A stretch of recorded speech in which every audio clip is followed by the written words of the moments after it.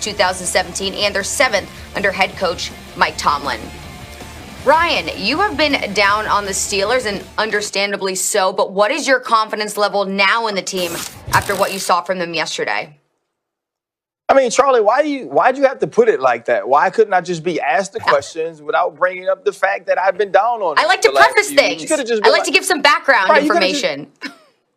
I know it could have been like, RC, how do you feel? Go. I think, obviously, expectations. I said understandably so. I backed you up.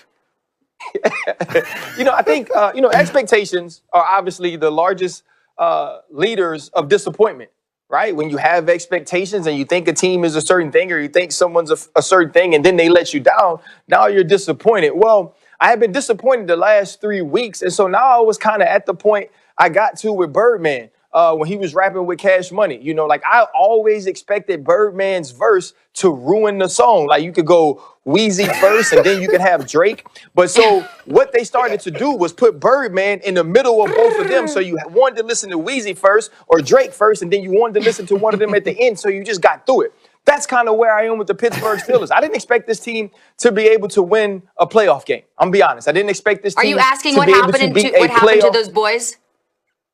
I am. Right. Now, rub my hand, and the clips are there. Absolutely. Try to throw in a reference there. That, Charlie. And so now, you see this team and you have a great second half and you protect Ben Roethlisberger, and now you actually start to push the ball down the field. But here comes my confusion. Who was that? Was that Randy Fichtner plan? Did he now understand that you got to protect Ben Roethlisberger and we have to try to push the ball downfield instead of this kind of dink and dunk, hit the short pass, get yards after the catch? Or was that Ben Roethlisberger? Was that Ben saying, you know what, I'm running the offense now? They sped the pace up. They got out of the huddle quicker. They did some no huddle. They did some hurrying up to the line, and that helped this team. And then defensively, you saw what happens when you make Phillip Rivers play quarterback. He doesn't always quarterback the best he can. So I do feel better than I felt last week, where I felt like this team had no opportunity to beat a playoff caliber or playoff level team. But I'm not in the same place I was when I thought that they were the largest threat to the Kansas City Chiefs, when I thought that Ben Roethlisberger could stand across the field for Patrick Mahomes and go toe-to-toe, or that this defense could get in Patrick Mahomes' face enough to cause him enough confusion to make him have enough problems where this team could win.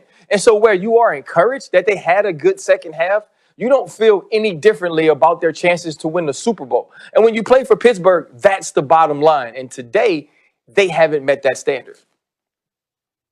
Yeah, I mean, I think that if you're comparing everybody to Kansas City, you could say that about everybody. But I do feel a lot more confident for the Steelers because of what Ben was able to do in the second half. I know it's just one half, but it's showing a capability that I didn't know he still had. Like, he was awesome in passes for more than 10 yards down the field, and very impressive in passes for more than 20 yards down the field. That's stuff that I thought was no longer in his game, and that's stuff you're going to need. And it was in a situation while you're down 17 points, I think, at one point, so the defense knows you're going to have to throw the ball, and he is completing those passes with confidence. It's something that I thought was out of their game. They're going to have to be able to do that, and no one's going to out-defense the Chiefs. Like, that's not how you're going to win. You're not going to win by shutting down the Chiefs. Even though we saw the Cardinals seem to do it recently, if your game plan is we're going to stop Patrick Mahomes, you're going to lose. Your game plan needs to be that we're going to score with them and try to slow them down and create some mistakes. And I think that the Steelers have enough personnel. If that second half wasn't just an aberration, maybe Ben was saving it. He just been saving it all year. Like, I'm not going to waste this arm in a regular season. I'm going to save it until I get my big moment, and they need to see it. And now they see it because it seemed like it's something that he could do. It just, he hasn't done it yet.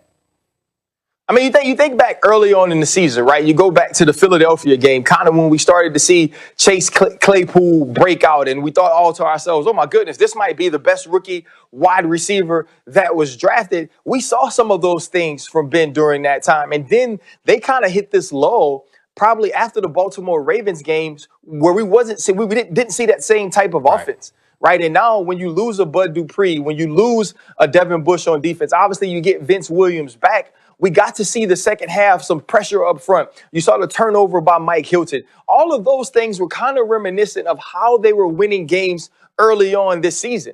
But even when they were doing that, there was always that question in your mind, what kind of happens when the bottom falls out of this team? And we saw that against the Washington football team in the second half. We saw that against Buffalo, and we saw that against Cincinnati. I think they have to play all of their guys and truly try to win this game against the Cleveland Browns, even though they clinched the division, because it's important that they keep this thing rolling. Right. I think to bring back to your New Orleans analogy, I think the game changed on them. And just like the game changed on Birdman. And I love New Orleans, and New Orleans has some great rappers. But at one point, let's be honest, at one point, what Birdman was putting out there was acceptable New Orleans rap lyric content. And then the game changed. Wheezy and Outkast and other down south rappers came with some real lyrics. Then you had to step it up. So Ben's in the same situation. That short stuff ain't gonna work in the playoffs. The game has changed. People really spitting now. You can't just say exactly what you're gonna do. We need some metaphors or something. Give me something.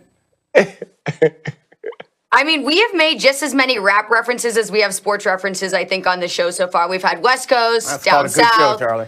I'm waiting to see what's next. We still have a few more topics to cover. So, guys, keep your ears peeled for some more rap references. But, look, last night's Steelers come from behind victory. Not quite the same story for the Packers, because last night Aaron Rodgers showed us why Stephen A. calls him a bad man on Sunday Night Football, tossing 4 touchdowns in last night's 40-14 victory over the Titans.